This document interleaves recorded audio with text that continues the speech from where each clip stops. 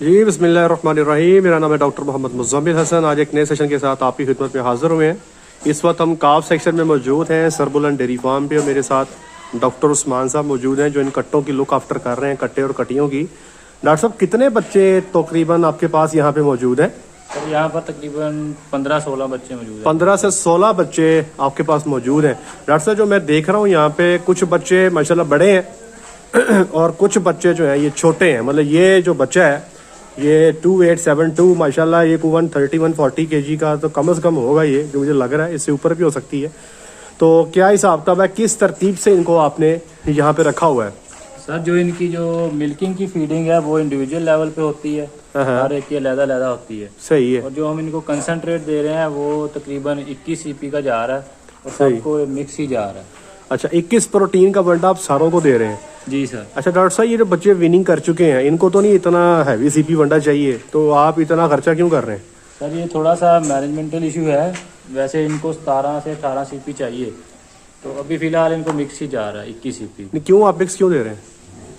Sir ये मैनेजमेंटल issue है, थोड़ी स्पेस का प्रॉब्लम है। मतलब आप ग्रुपिंग नहीं कर सकते यहाँ पे? जी सर, ग्रुपिंग। अच्छा, वैसे हमारी कोशिश ये होती है कि जो बच्चा विनिंग करके फारिग हो जाए उसको जो राशन की प्रोटीन जो हम सेट करते हैं वो 14 से 15 पे सेट कर देते हैं। मैं राशन की बात कर रहा हूँ। ऑफ कोर्स उसमें जो आप अगर इंडिविजुअल प्रोटीन लेवल निकालेंगे वो डिफरेंट होगा वनडे का और आपके फॉरेज पोर्शन का। डॉक्टर साहब, ये बताइएगा कि आपकी दूध पिलाने की रूटीन क्या है यहाँ पे? सर ये डिपेंड करता है जो इंडिविजुअल जो बफलो का मिल्क है उसके ऊपर। अगर वो उसकी जो एवरेज मिल्क है पर टाइम 8 से 9 लीटर, तो उसमें हमारी रूटीन ये होती है कि पहला माह जो है वो बच्चे का 1 माह तक हम उसको अगले जो 2 थान है वो देते हैं दूध में। और जब दूसरा माह स्टार्ट हो जाता है, दूसरे माह के एंड तक 1 बाई कर देते हैं, मतलब एक साइड के पिछला और अगला थान कर देते हैं। ठीक है। और जब तीसरा माह स्टार्ट हो जाता है तो फिर हम जो है वो फिर जो अगले थान जो है दोनों वो देते हैं जानवर को, बच्चे को। और जब उसके 2.5 माह पूरे हो जाते हैं तो फिर 1 थान कर देते हैं अगला जो है वो। जी बिल्कुल ठीक हो गया। ये मैं अपने ऑडियंस को बता दूं कि फीडिंग रेजीम जो है ना जी, ये शुरू से हम यही फॉलो कर रहे हैं फॉर्म पे। डॉक्टर साहब भी यही फॉलो कर रहे हैं कि बच्चे को जो है शुरू में जब पैदा होता है तो माँ के अगले 2 थन छोड़ दिए जाते हैं। हमारे पास जो भैंसें यहाँ मौजूद है उनका जो एवरेज मिल्क है ना अगले 2 थनों का वो 2 से 2.5 किलो है। एवरेज 2 किलो लगा ले तो 4 लीटर दूध बच्चा पीता है शुरू में। जैसे ही उसके महीना पूरा हो जाता है तो बच्चे का दूध 6 किलो कर दिया जाता है। अब जो बंदा मिल्किंग करता है उसको पता है कि 6 लीटर दूध जो है अगले और पिछले थन से पूरा होगा या फिर पिछला थन पूरा और अगले आधे थन से पूरा होगा, तो ये अंदाज़ा है। लेकिन हम ये कोशिश करते हैं कि 6 लीटर दूध बच्चे को देना शुरू कर दें। अच्छा, 2 महीने तक जो है वो 6 लीटर दूध ही पीता है। उसके बाद दोबारा जब तीसरा महीना स्टार्ट होता है तो पिछला थन बंद करके अगले 2 थनों पे आ जाते हैं, मतलब दोबारा 4 लीटर पे वापसी हो जाती है। जब बच्चा 2.5 महीने का होता है तो थन 1 कर देते हैं, तकरीबन 1.25 किलो दूध बच्चा पीता है। ठीक है जी, 1.25 किलो शाम, 1.25 किलो सुबह, कोई 2.5 किलो बनता है पर डे या 2 किलो बन जाता होगा। उसके बाद उसका वेनिंग का प्रोसेस स्टार्ट होता है, फिर आहिस्ता आहिस्ता उसका थन आधा करते हैं, फिर उसको बंद कर देते हैं। बच्चे के आगे जो है ये कंसनट्रेट पड़ा रहता है जी, ये आप देख सकते हैं, ये इसके ओपन पड़ा हुआ है। बच्चा अपनी मर्जी से जितना मर्जी खाए। हमारे यहाँ पे रूटीन ये है कि तूड़ी और वंडा जो है बच्चे को दिया जाता है, पैदाइश के 7-8 दिन के बाद हम दे लेते हैं। और बच्चों की जो हेल्थ कंडीशन है ये आपके सामने है, तो आप देख सकते हैं माशाल्लाह they are in a very good state of health. ये बच्चा वीन हो चुका है, इसकी हेल्थ देखें। वीनिंग के बाद अमूमी तौर पे क्या होता है, फार्मर्स के बच्चे कमज़ोर हो जाते हैं, लेकिन यहाँ पे ऐसा चक्कर कोई नहीं है। ये देखें माशाल्लाह, ये बहुत ही प्यारी कट्टी है, इसकी उम्र सिर्फ 4 महीने है। और आप इसका कद काट, इसकी वेल देखें, इसका पुट्ठा चेक करें माशाल्लाह। इस तरह ये 28-4 का है। ये इसके बाद ये जो बच्चा है ये भी 3.25 महीने का है। आप देखें, इनके पुट्ठे चेक करें, इनका बॉडी वेट किसी का भी 100 किलो से कम नहीं है। तो 100 kg पे आके जो है यहाँ पे विनिंग की जाती है। और आप देख रहे हैं कि यहाँ पर इतनी सारी भैंसें मौजूद हैं लेकिन बच्चे थोड़े हैं। तो सिर्फ कट्टा उस भैंस का जिसका दूध 20 किलो है और कट्टी उस भैंस की जिसका दूध 16 किलो है वही रखी जाती है। उसके नीचे कोई भी कट्टा या कट्टी वो फार्म पे रिहाइश का हकदार नहीं होता। यहाँ पर हमसे लोकल लोग परचेज करके ले जाते हैं और ये जो परचेजिंग करके लेके जाते हैं ये वो लोग होते हैं जिनके अपनी भैंसों के कट्टे या कटियां मर जाते हैं, तो बच्चा नीचे लगाने के लिए हमारे पास से वो ले जाते हैं। अच्छा, आज आपको एक और चीज़ दिखाता हूँ, डॉक्टर साहब थोड़ी सी मेरी हेल्प कीजिएगा। अच्छा, पहले तो ये दिखा दूँ, ये आप देख रहे हैं इन सारे बच्चों को ना टांगों पर रस्सी बांधी गई है, किसी बच्चे की गर्दन पर रस्सी नहीं है, ये आप देख रहे हैं। इसमें बता दूं आपको, शुरू में जब मेरे तकरीबन 11.5 साल हो गए इस फार्म पे, होता ये था कि जैसे ही हम बच्चे को गर्दन में रस्सी डालते थे, एक दो दफ़ा ऐसा केस हुआ कि बच्चा जैसे ही भागता है, कोशिश करता है रस्सा तोड़ाने की, तो उस कंडीशन में बाज़ औक़ात वो रस्से की गिर्द जो है उसकी गर्दन घूम जाती है।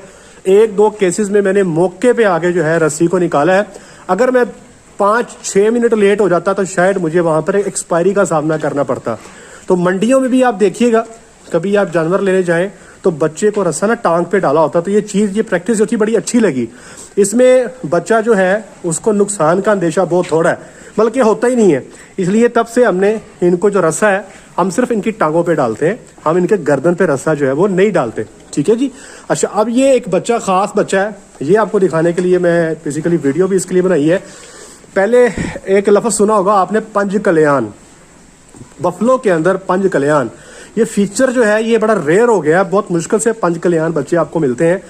पंज कल्याण में होता क्या है, ये इसमें जो बच्चे की चारों टांगे हैं वो सफ़ेद होती हैं, ये आप देख सकते हैं, इसकी चारों टांगे सफ़ेद हैं।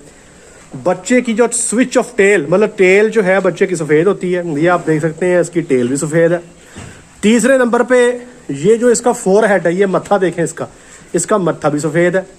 चौथे नंबर पे जो मार्क है इसके मजल पे, मतलब मुंह के, ये देखें इसके मुंह के नीचे भी सफ़ेद, बस ठीक है, नज़र आ गया, दरअसल नज़र आ गया, गुस्सा करता बच्चा ना, ये भी इसके ऊपर सफ़ेद मार्क है। अच्छा, फिर इसकी आंखें सफ़ेद होती हैं, दरअसल इधर कीजिएगा, मेरी तरफ बच्चे को घुमाइएगा, इसकी आंखें दिखाते हैं, इसकी आंखें भी सफ़ेद है। और नीली का ये फीचर है कि इसकी वॉल्ड आइज होती हैं, वॉल्ड आइज कहते हैं जिसमें थोड़ा सफ़ेद रंग ज़रा क्लियर हो। ये देखें, ये सामने मेरे भैंस खड़ी है, इसकी आंखें देखें, ये वाइट आइज कहलाती हैं। इससे भी ज़रा सफ़ेद आंखें बाज़ वक़्त आपको देखने में मिलेंगी। इस भैंस की देखें, एक सफ़ेद है, काली है, ये मिल्क कंपटीशन में डायरेक्टली रिजेक्ट हो जाएगी। ये भैंस देखें, इसकी दोनों काली हैं, ये देखें इसकी भी सफ़ेद है। ये आप दोनों को फ़र्क चेक करें, सफ़ेद आंखें और काली आंखें। मान की भैंस कहते हैं जिसकी यहाँ काली हो। अच्छा, बफलो में ये फीचर है कि बफलो में बाज़ वक़्त ऐसे भी होता है कि एक रंग सफ़ेद है, एक काली है, ये बड़ा नेगेटिव फीचर जो है कंसिडर किया जाता है। डॉक्टर साहब ये देखें, इसकी आंखें देखें, इसकी आंखें सफ़ेद है जी। इससे ज़्यादा सफ़ेद आंखें भी होती हैं, वो भी अगर मैं यहाँ पर नज़र आता है किसी जानवर में तो आपको दिखाता हूँ।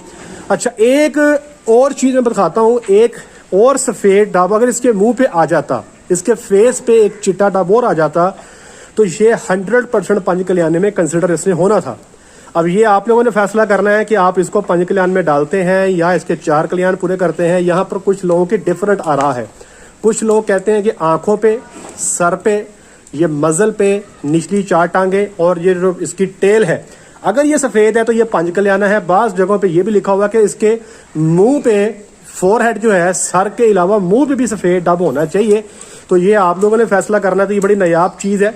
मेरे पास, मैं आज अपनी भैंसों में तलाश कर रहा था कि कोई पंज कल्याण मुझे मिले, तो मैंने जितनी भैंसें देखी मुझे तो कोई फ़िलहाल पंज कल्याण जो है वो नज़र नहीं आई। तो इंशाल्लाह ये, चूँकि इसकी जो माँ है ये 20 लीटर दूध देती है, इसको अपने पास हम कीप करेंगे, अपने पास रखेंगे और इससे इंशाल्लाह आगे फ्यूचर में हम ब्रीडिंग भी करवाएंगे। अब मैं देखता हूँ कि कोई ऐसी भैंस मुझे मिल जाए या कोई ऐसा बच्चा मिल जाए जिसकी आंखें जो है बिल्कुल सफ़ेद हों। ये ब्लैक आंखों वाला है।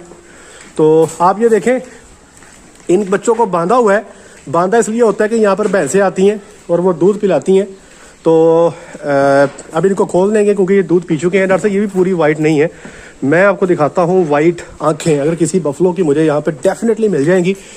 अच्छा जी, एक हमारे पास छोटा था, लुडन से आया था वो, ये डॉक्टर साहब आ गई। वो देखें भैंस की आंखें, वो परली की देखें ज़रा। अच्छा, इसकी एक और है, एक और है। अच्छा, आगे चलते हैं जी। कुछ सफ़ेद आंखों वाला जानवर ढूंढने की कोशिश करते हैं। हमारे पास एक जोटा था लुडन का, उसकी आंखें जो थी, क्या बात थी, क्या नशीली आंखें थी, क्या सफ़ेद आंखें थी। उसको देख के ना बंदा उसके नशे में ही डूब जाता था। मैं उसकी आंखों का बड़ा फ़ैन था जी, बहुत ही ज़्यादा फ़ैन था। अब मैं कोशिश करता हूँ कि कोई मुझे उस जैसी सफ़ेद आंखें अगर नज़र कहीं आ जाए तो मैं आपको वो दिखा दूँ। अच्छा जी, अच्छा जी, अच्छा जी, अच्छा जी, अच्छा जी, अच्छा जी, ये भी सफ़ेद आंखें हैं, लेकिन ये पूरी सफ़ेद नहीं है। जिसकी मैं बात कर रहा हूँ ना, ये वो चीज़ नहीं है। कंसिडर ये भी सफ़ेद में होगी, ठीक है। लेकिन जो चीज़ मैं दिखाना चाहता हूँ या वो चीज़ मुझे पूरी नज़र नहीं आ रही। इसकी भी आंखें सफ़ेद है, देखें वो ये है, ये इसकी आंखें चमक रही हैं, देखें सफ़ेद है पूरी काली मझ दे विच चिट्टी अख। अल्लाह ताला की ज़ात ने क्या खूबसूरत चीज़ बना दी है कि बंदा कभी कभी सोचता है कि क्या ही बात है। देखें कितनी खूबसूरत लग रही है, काली मझ ते चिट्टी एक है ये टिपिकल। देखें ये अच्छा, जो जोटा हमारे पास था उसकी आंखें इससे भी ज़्यादा खूबसूरत थी। चलिए डॉक्टर साहब, आपका बहुत शुक्रिया, आपने हमें बड़ा टाइम दिया और अपनी ऑडियंस को हमने आज फिर बताया कि 3 माह तक बच्चे की फीडिंग हम कैसे करते हैं। अब इंशाल्लाह ये बच्चे ये आपको दिखाते जाएंगे हर महीने के बाद इनकी ग्रोथ और सारी चीज़ें जो है। ये कुछ बच्चे डॉक्टर साहब इधर बैठे हुए हैं, इनको उधर नहीं लेकर गए आप? सर ये भी छोटे हैं, बहुत छोटे। तो ये बच्चे कब शिफ्ट करते हैं वहाँ पे? तकरीबन 1 माह के बाद। 1 माह यहाँ बच्चे माँ के साथ रहते हैं जी। उसके बाद फिर आप इनको यहाँ से निकाल देते हैं। सही है जी। ले जनाब, नस्ल बनाने के लिए बड़ी मेहनत करनी पड़ती है, बड़ा पैसा खर्च करना पड़ता है, लेकिन क्या करें, नस्ल जो बनानी हुई। ये देखें जी, ये जो जानवर है ना, इसके फोरहेड पे भी चिट्टा टब है, इसके मुंह पे भी चिट्टा टब है और इसके नीचे मसल पे भी सफ़ेद। ये 3 इसकी चीज़ें पूरी हैं, लेकिन आँख इसकी जो है वो पूरी सफ़ेद नहीं है। तो ये 5 फीचर पूरे करना बड़ा मुश्किल है। अगर आप लोगों में किसी के पास कोई पंजकल्याना जानवर मौजूद है तो ज़रूर बताइए, उसकी पिक्चर शेयर कीजिए, ठीक है ना जी। क्योंकि मैं तो इतनी सारी भैंसों में मेरी ढूंढना मुश्किल हुआ है, तो अगर आपके पास हो तो ज़रूर जो है शेयर कीजिएगा।